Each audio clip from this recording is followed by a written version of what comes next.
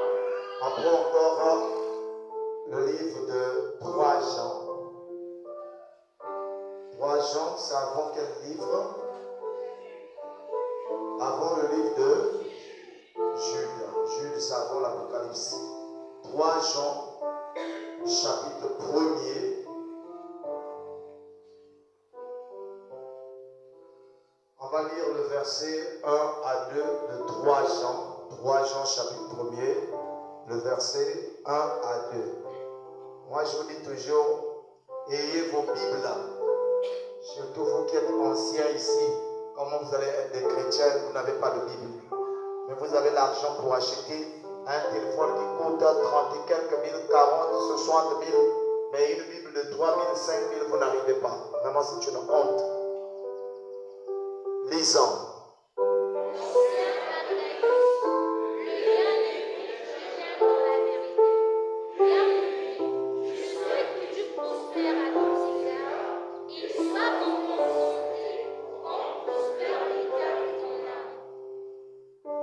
Amen. On peut s'asseoir. Et ceux qui sont dehors peuvent monter.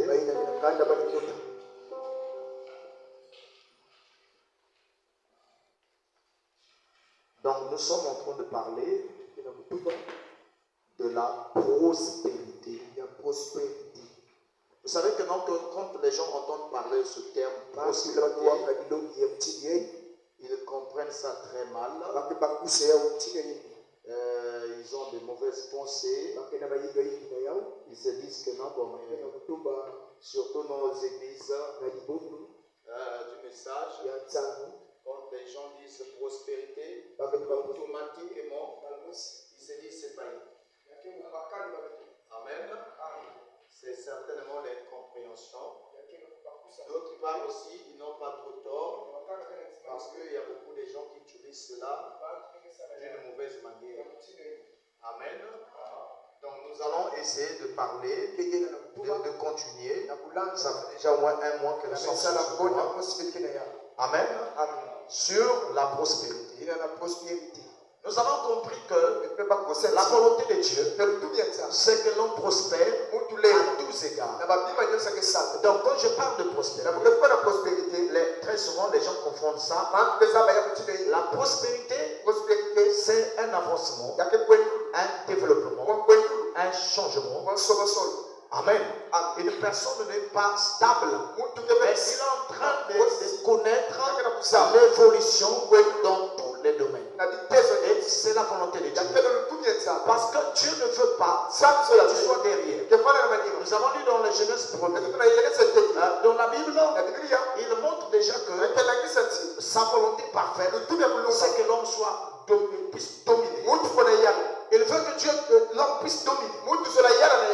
Amen. Amen. Ne croyez pas que le fait d'être pauvre fait de vous spirituel. Non, c'est mal compris. Vous savez que non, les difficultés peuvent pousser beaucoup d'hypocrisie. Je vous dis la vérité. Une personne qui a tellement de difficultés, il peut montrer qu'il aime Dieu alors qu'il n'aime même pas Dieu. Amen. Dans les difficultés, on peut exprimer l'amour alors qu'il y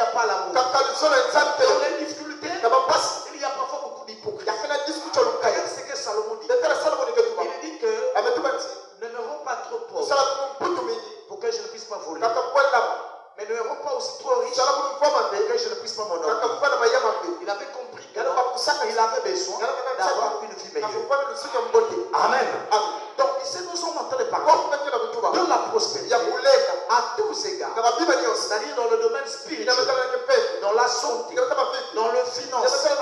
Donc une personne doit évoluer. Donc parce que nous ici, nous voulons un peu enlever dans la tête des Africains que nous sommes, que le fait d'être chrétien ne veut pas dire qu'il faut être malheureux. Amen. Qu'il faut être malheureux. On peut être chrétien, on est heureux. On peut être chrétien, on mène une bonne vie. On peut être chrétien, on a des moyens. D'ailleurs, dans la Bible, la quasi-totalité des enfants de Dieu étaient bénis. Amen. La plupart des enfants de Dieu, dans la Bible, lisez toute la Bible, vous allez trouver que non, tous ils étaient bénis. Abraham, ils étaient bénis. Les Jacob, ils étaient bénis. Mais nous, on nous a enseigné. Heureux les pauvres, soyez les pauvres.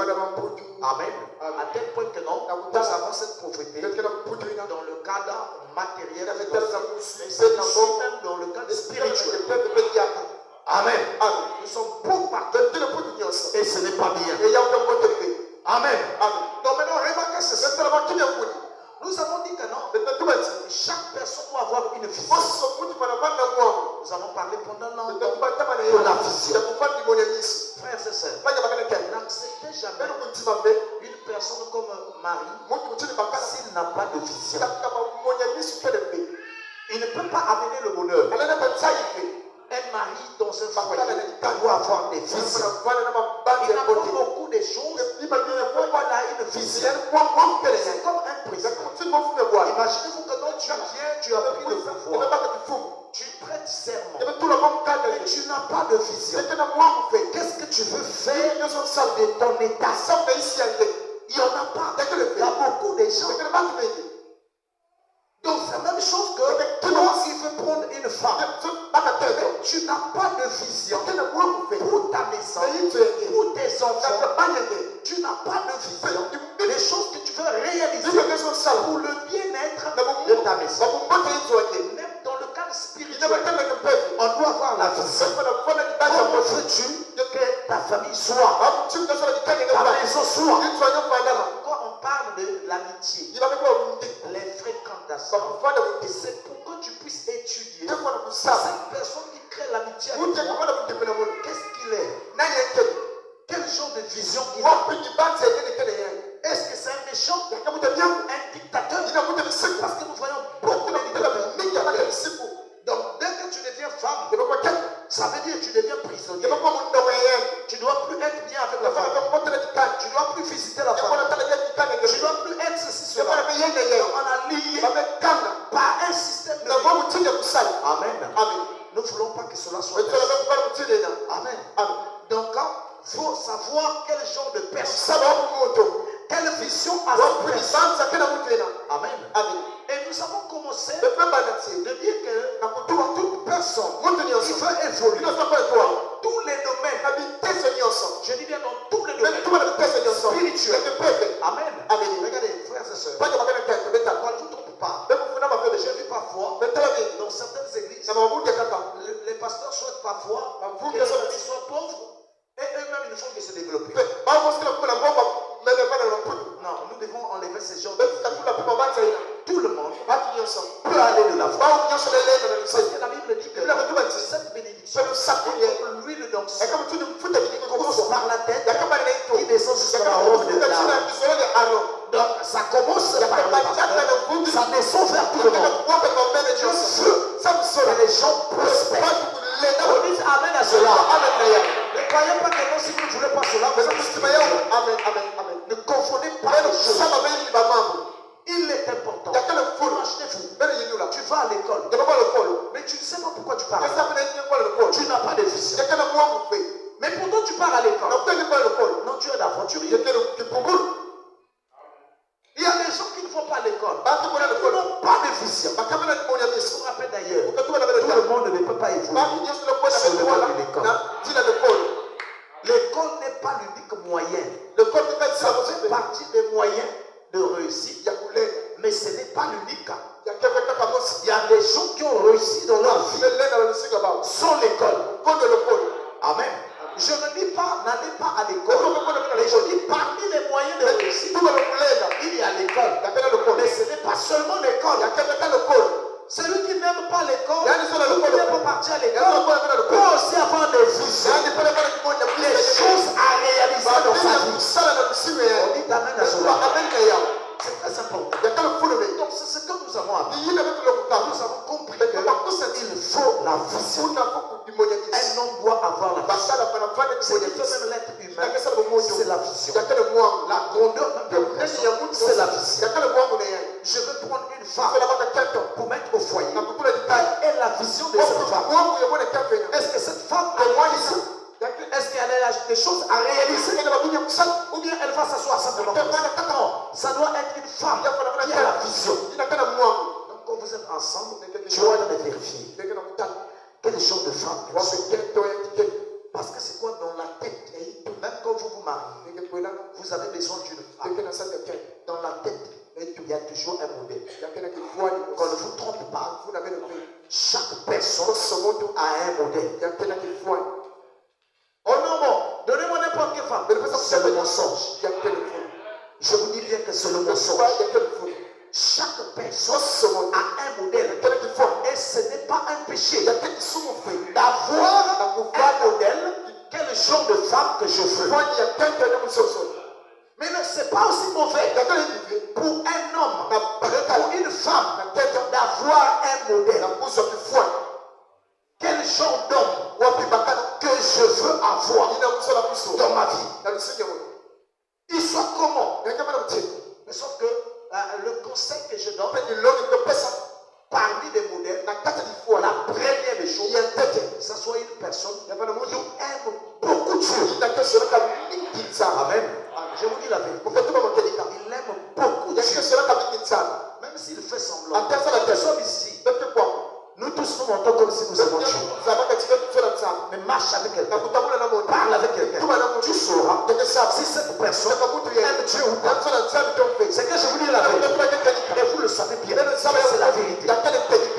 Croyez-vous que non, une personne qui n'aime pas beaucoup Dieu va t'aimer toi? Amen. S'il aime beaucoup Dieu, il te fera du bien. Parce qu'il te conduira vers ce Dieu. Quel genre de femme? J'ai besoin d'une femme qui est respectueuse, qui a la crainte de Dieu, qui est humble. Amen. Je sais que vous allez me dire que non, pasteur, mais ce n'est pas seulement ça. Moi j'aime pour moi les femmes longues de taille.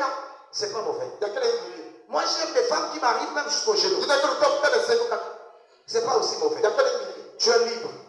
J'aime les hommes qui sont gros. C'est pas un péché. Mais sauf que ça ne doit pas être la première des choses. C'est le premier point. Parce que c'est quoi?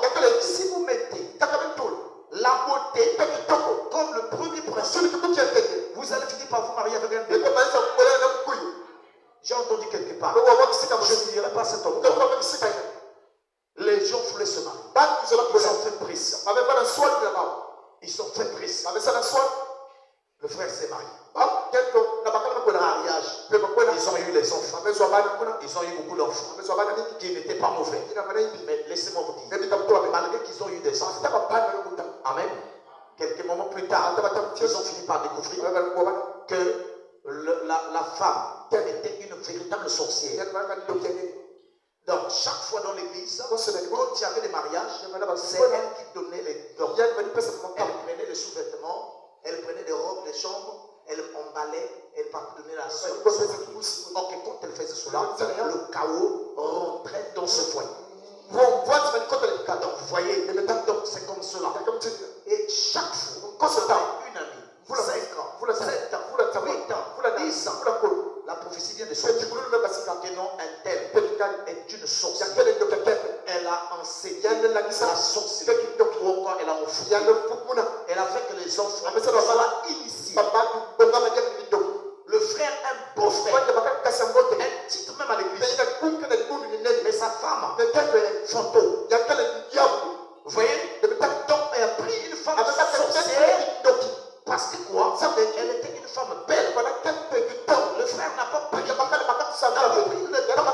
rechercher la beauté spirituelle, mais à baser toute chose sur la beauté physique. Amen. Amen. Donc si je vous dis que non, c'est pas mon fait. Que dans ton choix, tu puisses trouver un mari responsable, un mari qui aime Dieu. Amen. Amen. Tu veux que non, ta femme soit grosse, ta femme soit mince, ta femme soit brune, ta femme soit sobre. Mais c'est pas mauvais. Mais la première des choses, qu'elle soit spirituelle. Amen. Qu'elle soit chrétienne. C'est la première des choses que tu es censé chercher. Et le reste là, viendra après. Amen. Alléluia. Faites attention. Dans les églises, si tu regardes par la parole, ce n'est même pas parce que la personne s'habille bien. On peut s'habiller bien, mais on est quand même un démon.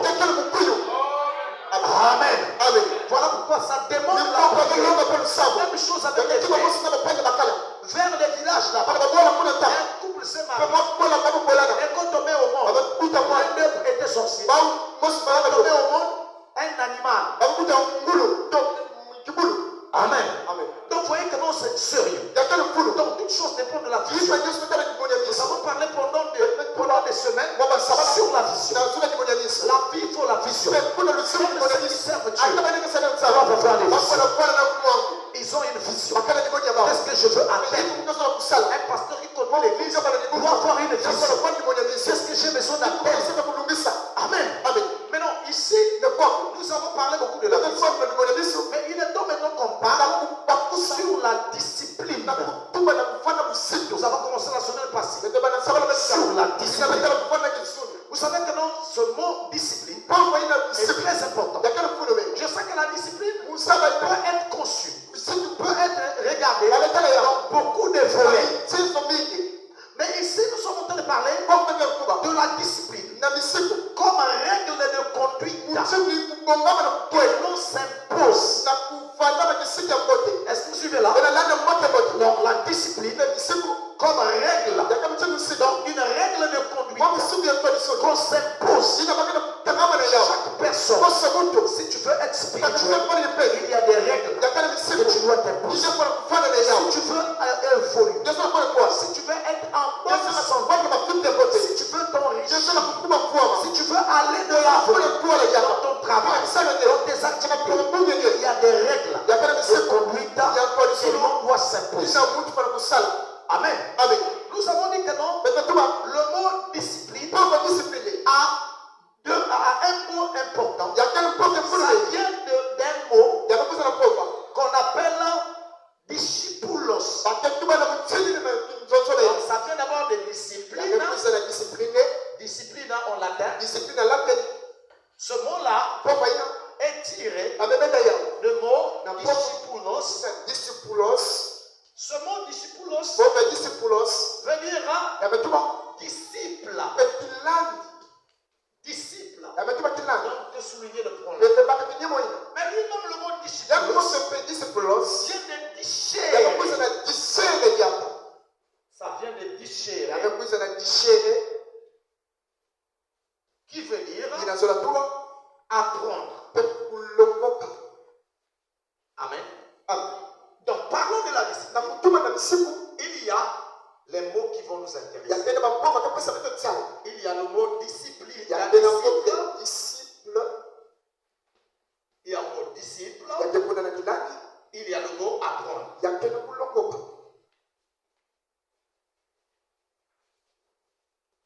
Amen.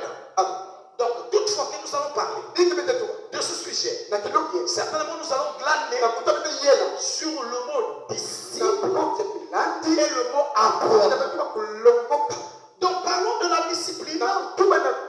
Nous avons dit d'abord le premier élément que tu dois t'infliger. Dans la première règle, nous avons parlé du courage. Amen. Tout ce que tu veux atteindre, ça demande le courage. Amen. Amen. Ça demande le courage. Donc, si tu n'as pas le courage, ça ne marchera pas. Pourquoi le courage? Parce que devant vous, il y aura l'adversité. Il y aura des épreuves. Il y aura des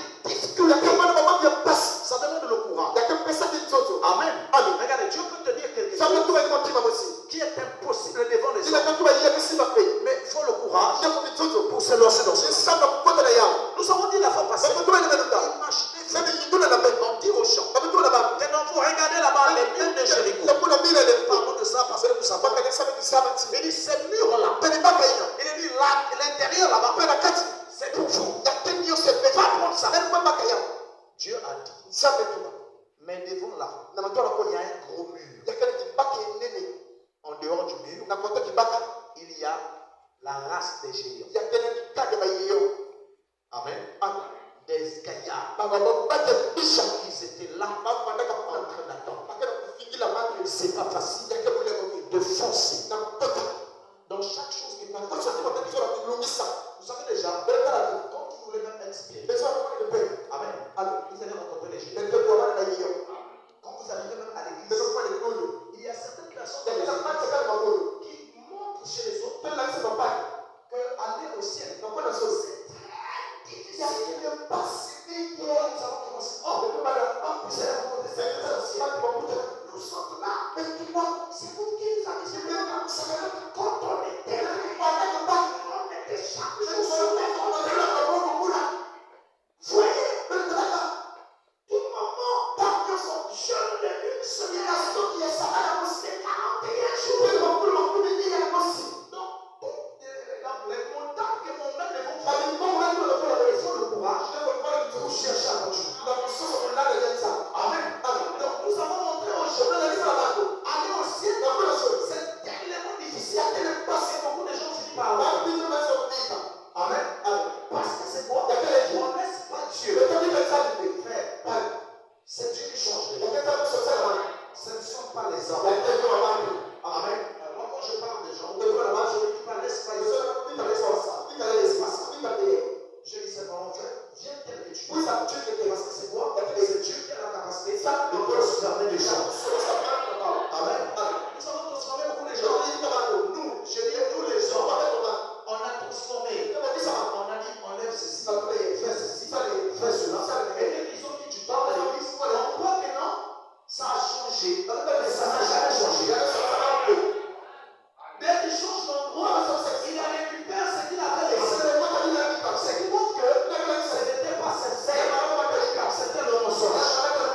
Amen. Donc c'est pour vous dire que vous rencontrerez les gens comme si c'est un des eux qui vivent même avec Dieu. Ils vont te montrer, pas pour vous encourager, mais pour intimider. Laisse pas dire. Non, attends, tu veux dire quoi? Maintenant j'ai besoin de déjeuner. Aujourd'hui. Et de l'os. Laisse. Si quelqu'un, tu n'arrives pas. Dès que je te vois, c'était difficile. C'était compliqué. Amen. En ça, il y a des adversaires qui ont le courage. Déjà, même une personne qui a besoin de faire une action, tu as besoin d'accomplir quelque chose. Tu te dis que non, que je peux payer une entreprise. Dès que les gens que tu vas rencontrer, ils te regardent d'abord. Laisse. Toi, tu peux pas vivre. Tu peux pas vivre. L'entreprise, c'est toi d'abord. Il faut même 3 millions. Mais toi, tu as peine 3 millions. Tu as peine 5 millions. Qu'est-ce que tu vas faire? Si tu n'as pas le courage, tu abandonnes. Donc, beaucoup de gens ont abandonné. Il y a des gens qui ont aspiré même au ministère. Donc, l'autre va te voir. Tu ne sais pas t'exprimer en français. Frère, est-ce que tu as la capacité de comprendre le mystère des mystères?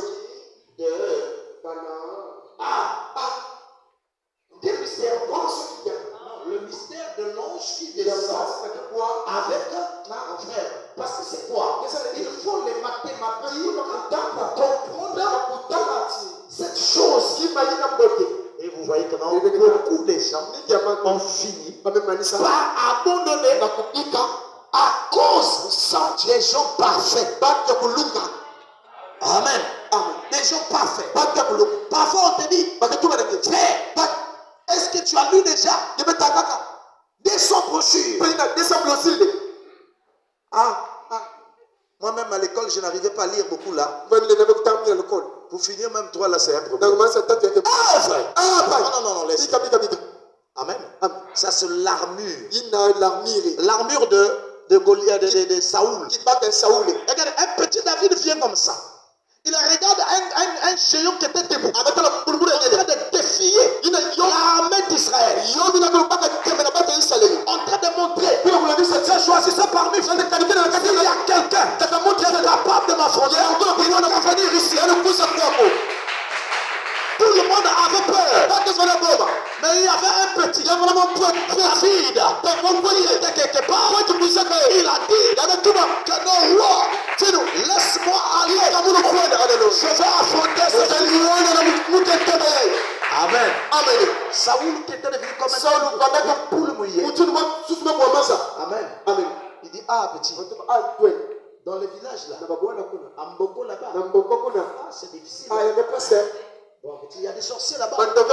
Bon, maintenant, tu sais, viens quand même, je vais te donner le dernier kata. Il vient comme ça. Un casque là. On a mis le bout. David n'arrive plus à marcher. On prend encore quelque chose. Le rempart. On le met. On met bouclier. David est revenu. Ah, je vais te montrer la théologie convenablement. Tu vas avoir la capacité de comprendre les choses est-ce que ça, tu ne sauras pas le véritable. Le pauvre a commencé là. Il dit, ah non. Moi, je ne combats pas de cette manière. Si toi, tu combats avec ça, j'ai une autre manière de combattre. Amen. Là, tu es toi. Tu ne peux jamais être l'autre. Dieu t'a construit différemment de l'autre. Tous les serviteurs de Dieu ne peuvent pas être pareils. Tous les musiciens ne peuvent pas être pareils. Vous pouvez être tous des apôtres. Vous n'êtes pas pareils. Tous les évangélistes. Vous n'êtes pas pareils. Tous les docteurs. Vous n'êtes pas pareils. Chacun, Dieu l'a construit de manière différente. Mais apprenez à connaître ce que Dieu a mis en vous. Vous avez une capacité. Vous-même, vous le savez. Il faudrait que vous connaissiez cela. Amen. Donc, remarquez. Dans la discipline, il y a le courage. Prenez-moi le livre de 1 Chronique. Rapidement, 1 Chronique. On prend 1 Chronique 28. On part vers le livre des rois. 1 Chronique. Vers le livre des rois. 1 Chronique 28, le verset 20. 1 Chronique 28, verset 20.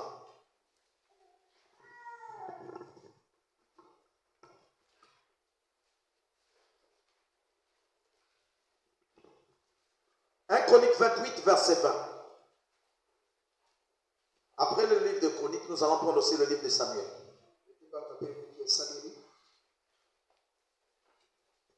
1 Chronique 28, le verset 20. Donc, 1 Chronique 20. 1 Chronique 28, le verset 20. Lisons.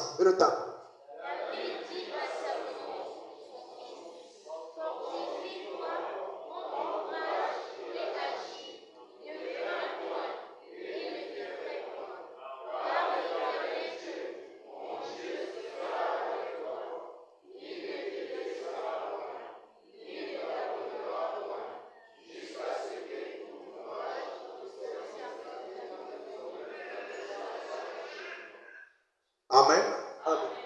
Donc David est en train de parler à Salomon. Et de ne pas avoir peur. Je dis tellement de gens ont peur. Voilà pourquoi ils n'accomplissent rien. Prends courage. Amen. Donc tu dois prendre courage. Parce que ne vous en faites pas. Vous aurez tôt ou tard l'adversité, l'opposition. Tout le monde n'est pas censé être d'accord avec vous. Je vous dis la vérité. Tout le monde ne sera pas d'accord avec vous. Il dit, prends courage. Dieu, toi, Dieu t'a conçu à ta manière. Je vous dis la vérité. Regardez ceci. Prenez le livre de 1 Samuel 30. 1 Samuel 30, le verset 6. 1 Samuel 30, le verset 6. J'aime que vous-même vous entendez ce qu'on dit. 1 Samuel 30, le verset 6. 1 Samuel 30, le verset 6. Comme je dis que non, il faut avoir la Bible. 1 Samuel 30, le verset 6. Lisons.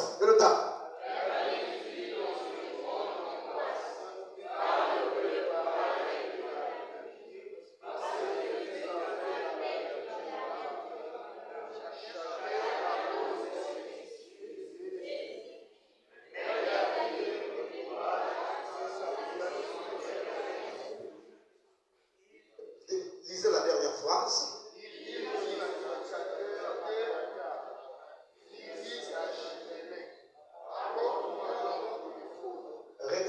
Regardez. Moi, j'aime la dernière partie. Regardez, il dit ceci. David fut dans une grande angoisse. Il était dans la tristesse. Découragé. Il dit David dans une grande angoisse. Car le peuple parlait de le lapider. Parce que tous avaient de l'amertume dans l'âme. Chacun à cause de ses fils et de ses filles. Mais David reprit courage en s'appuyant sur l'Éternel son Dieu. Et un autre courage n'est pas le courage de la famille. Notre courage n'est pas le courage de l'alcool. Notre courage n'est pas le courage de ce monde, mais le courage qu'avait David, parce qu'il s'appuyait sur son Dieu. Amen. Parce qu'il avait confiance en Dieu. Ça lui a donné courage. Amen. Mais non, remarquez ceci. Nous avons dit que non, vous devez prendre courage. Parce qu'il devait avoir l'investi. Les Hébreux, les difficultés. Ça, c'est le premier point. De la discipline. C'est quelqu'un qui a le courage. Imaginez-vous que non, tu as besoin de faire une compagnie. Mais tu as honte de vendre. Tu as honte d'être dans la rue. Tu as honte que les gens puissent te voir dans la rue là, avec une marmite ou encore une cuvette sur la tête. Amen. Tu as honte de cela. Voilà pourquoi les gens ont beaucoup de problèmes. Donc il ne fait rien. Il croit simplement les bras. Mais avec des signes toujours. Et non, un jour, tu feras. Non. Dieu veut les gens qui se jettent. Amen. Il doit faire quelque chose. Ne croisez jamais les bras. Personne n'est intimidé. Parce que c'est quoi? Il y a des gens qui croient que non, tu n'es pas ton Dieu. C'est ce que tu penses. Dieu est ton Dieu, mais il suffit de l'accepter comme ton Dieu. Quelque chose va se passer. Nous avons dit en dehors du courage, nous sommes toujours dans la discipline. Parce que la discipline peut transformer le rien en quelque chose. Amen. Le rien en quelque chose. Pour atteindre des grandes choses, il faut être discipliné. Il faut être fléché. Amen. Même dans la marche chrétienne. Parce que c'est quoi? La Bible dit qu'il faut résister au diable. Et il fuira. C'est une discipline. Amen. C'est ce qu'on appelle par la cesse. Un exercice spirituel. C'est une discipline. Tu te poses parce que tu veux atteindre les gens. Amen. Imaginez-vous une personne qui fait que manger et la nuit, il fait que ronfler. C'est une personne qui n'a pas de discipline. Amen. Donc là, dans la nuit, au lieu de se préparer, elle ne va là, il se jette. Et 7 heures, il va se réveiller. Amen. Mais dans ce genre de personne, quel combat? Amen. Tu es serviteur de Dieu.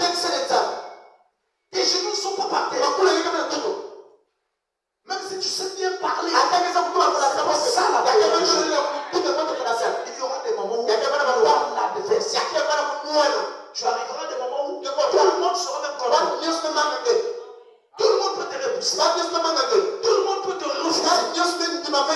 Mais si tu n'as pas vraiment confiance en toi, la détermination, ça ne marchera pas. Nous avons parlé en deuxième point de la discipline. Il faut avoir l'abnégation. Voyez, nous avons dit l'abnégation, c'est le sacrifice volontaire de soi. Tu dois donner ton corps et ton âme pour Dieu. Ton corps et ton âme, ce que tu veux faire, ça demande le corps et l'âme. Donc une personne qui dit que non, j'ai besoin d'être chrétien, j'ai besoin de mon âme, j'ai besoin d'avancer, je ne peux pas être là dans les murmures, je ne peux pas être là dans les groupements. Donc ton corps et ton âme pour ça, à tout moment, exercice sur l'exercice. Amen. Je vous